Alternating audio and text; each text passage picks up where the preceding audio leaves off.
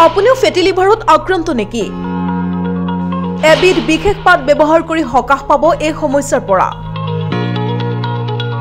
দুৰ্বল জীৱনশৈলী আৰু অস্বাস্থ্যকৰ আহাৰৰ বাবে ফেটি লিভাৰৰ দৰে ৰোগ সম্প্ৰতি বৃদ্ধি পাইছে।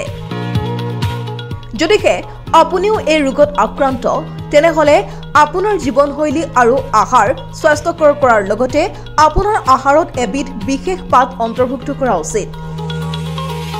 আৰু সেইবিধ বিশেষ পাত হৈছে তেজপাত। তেজপাতত পোৱা সকলো উপাদানেই লিভাৰৰ বাবে যথেষ্ট ভাল আৰু ফেটি লিভাৰৰ দৰে সমস্যাৰ পৰা সকাহ পাবৰ বাবেও এই পাত ব্যৱহাৰ কৰিব পাৰি। আচাৰ্য শ্ৰী বালকৃষ্ণৰ মতে তেজপাত, নহৰু, জালুক, লং আৰু হালধি গুড়িৰ এক কাঢ়া তৈয়াৰ কৰিব লাগে আৰু এই কাঢ়া সেৱন কৰিলে লিভাৰ সম্পৰ্কীয় যিকোনো সমস্যাৰ পৰা যথেষ্ট পৰিমাণে আৰোগ্য লাভ কৰিব পাৰি।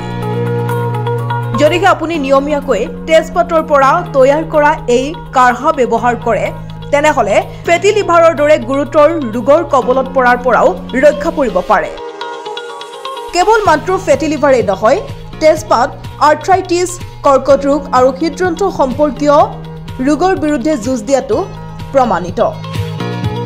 তেজপাতত থাকে তাম, পটাছিয়াম, কেলছিয়াম, মেগনেছিয়াম, সেলেনিয়াম আৰু লুৰ দৰে সকলো পুষ্টিকৰ উপাদান যি আমাৰ স্বাস্থ্যৰ বাবে অতিকৈ উপকাৰী।